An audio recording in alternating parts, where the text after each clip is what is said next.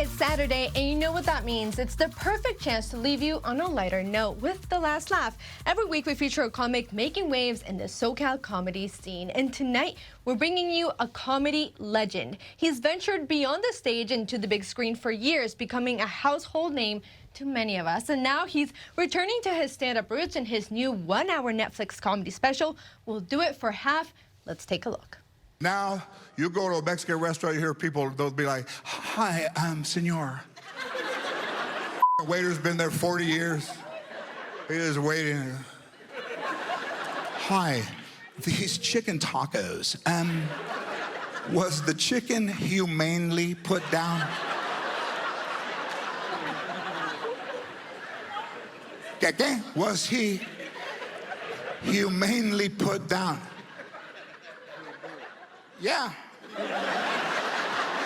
We pet him until he died.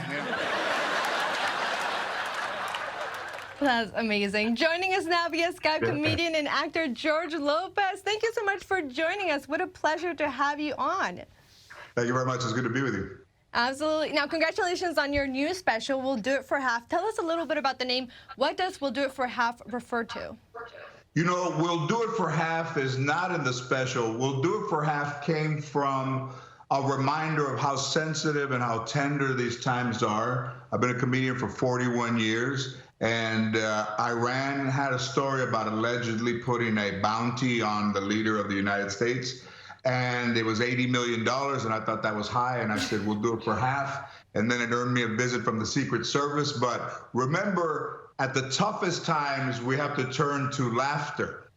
Yeah, I think that that's very much the message here, right? Especially right now with the pandemic, we all need a little bit of levity in our lives, and this is your true to form here. You cover topics like race, politics, life lessons, all from the perspective of the Latino community. Heck yeah, to my Latinos. Like, listen, if you had a favorite moment from this special, what do you think that would be?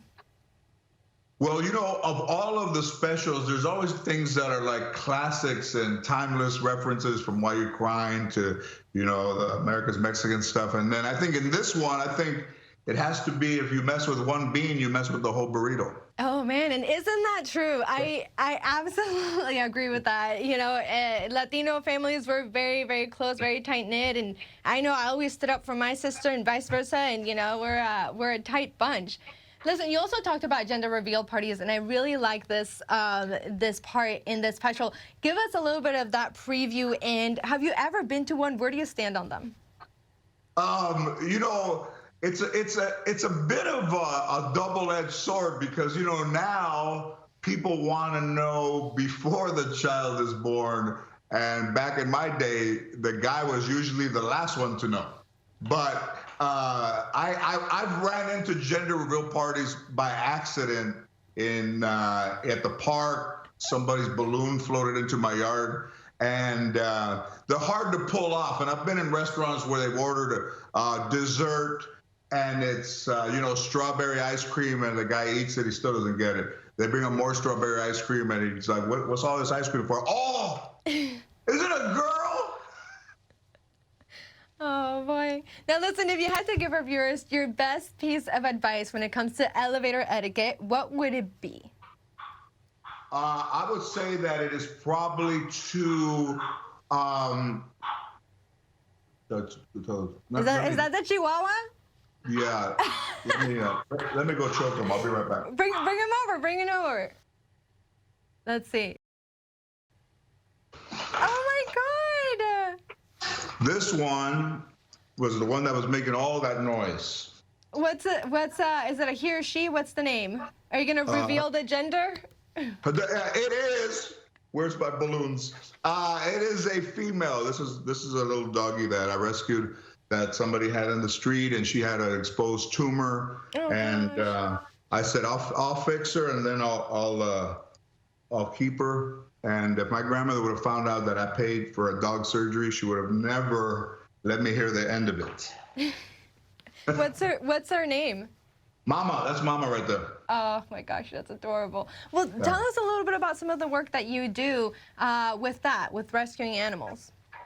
You know, it's interesting. You know, I was doing a show for TV Land, and in the pilot, one of the actresses that I was working with worked for Hope for Paws, and she said, "Have you ever seen these videos of these dogs?" And I said, "No, I never have." So I started to watch them in the middle of the night, and the transformation of a dog who's been abandoned to the point where he is wearing clothes and a dress and a hat and running around the backyard is an amazing transformation. So it's very emotional to me, and it's hard to get me to emote that way. So with people, you know, they let you down so much, but to see a dog go through this incredible transformation of growling at somebody and then, you know, sitting in their lap minutes later, it's a great thing. And you actually talk about dogs in your special, you know, if I'm not mistaken. You also have been talking about them quite a bit. Can you tell us a little bit about that?